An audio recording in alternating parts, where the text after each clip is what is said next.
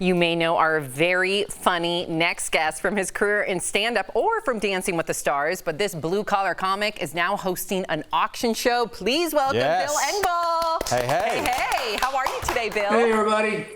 Doing good? I'm good. I was just laughing at the subjects you guys have been talking about. You'll have to join us next time you're in the Denver area. Come join us and join our panel. But we got to ask, there's some very controversial celebs on this year's Dancing with the Stars show. Who are you, Bill, rooting for?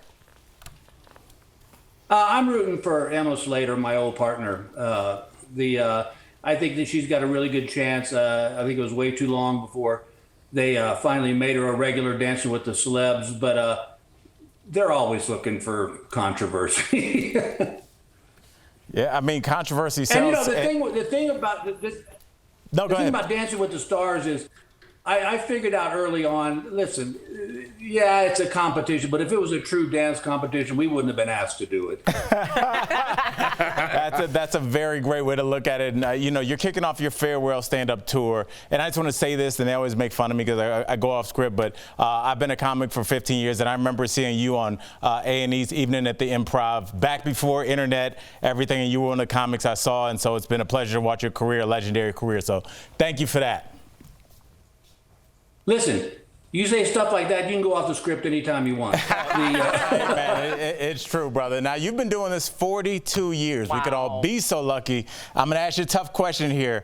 What is your favorite moment from your career? That's a hard one.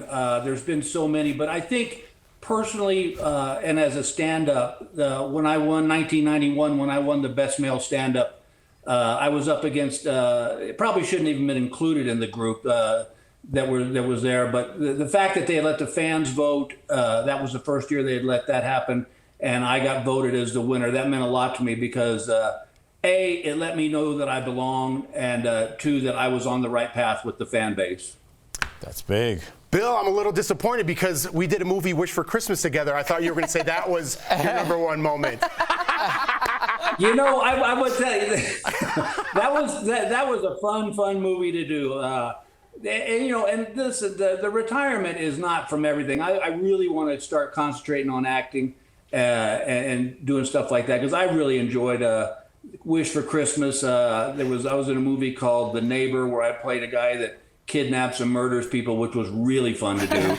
And so I really want to expand that horizon.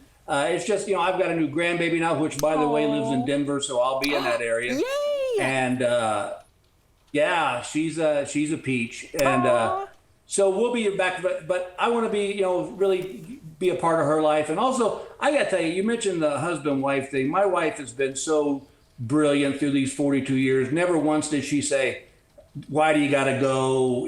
I need you here." She probably thought it, but she never said it, and it sure made my career a lot easier. Wow. Well, let's talk about what's going on now, because Blue Collar Auction, the show you're hosting, how would you describe it and why auctions?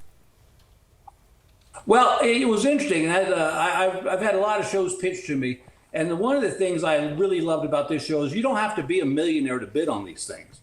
This is an everyday guy and girl auction, and one of the things I love about the most is, you watch shows like Antique Roadshow and Storage Wars, and they go, "Oh, well, this is worth $75. Oh, this is worth $200."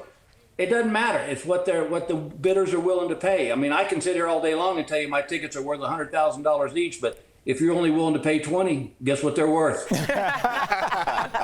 Now, Bill, what was the coolest thing you yourself have seen on the show, or the craziest thing maybe that you ever got at an auction? The amphibicar was top. The car that, there it is. You literally can drive from the boat ramp into the water. That would have been so cool to have. Like a Wisconsin duck. That is so, that's cool. Do you know the swag you have when you just pull up in that and get out and be like, "What's up, guys?" Like, you're the man for the rest of the night. Yeah, you just wave. Yeah, that's awesome. And go right into the lake. All right, so you mentioned, at least I think you hinted that there's some viewer involvement. Can the viewers bid on any of the items being auctioned? Well, right now, the first 10 that we shot, we obviously had to have kind of a set bidders. The goal for this show is to actually go live, where the bidders are actually in the audience.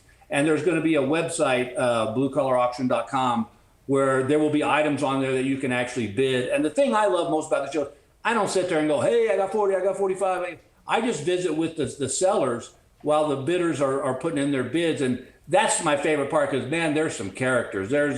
We had a couple come in all dressed in goth, and they had an iron box that had windows in it, and inside of it was 2 skeletons of bats. And I was like, they're not going to get anything for this. But who knew bats were that popular? It went for more than what they asked for. Wow. So, Like you said, it's worth what somebody will pay for it. Exactly. Thank you so much, Bill. Please, when you're in Denver visiting your grandbaby, come see us. We love you. You always make us laugh. DBL Nation, don't forget to tune into Blue Collar Auction on Circle TV, which is available through Peacock. We'll be right back. I want Thanks, that Bill. car. I know, me too. I need the Infinity car. thanks, guys. All right. Thanks.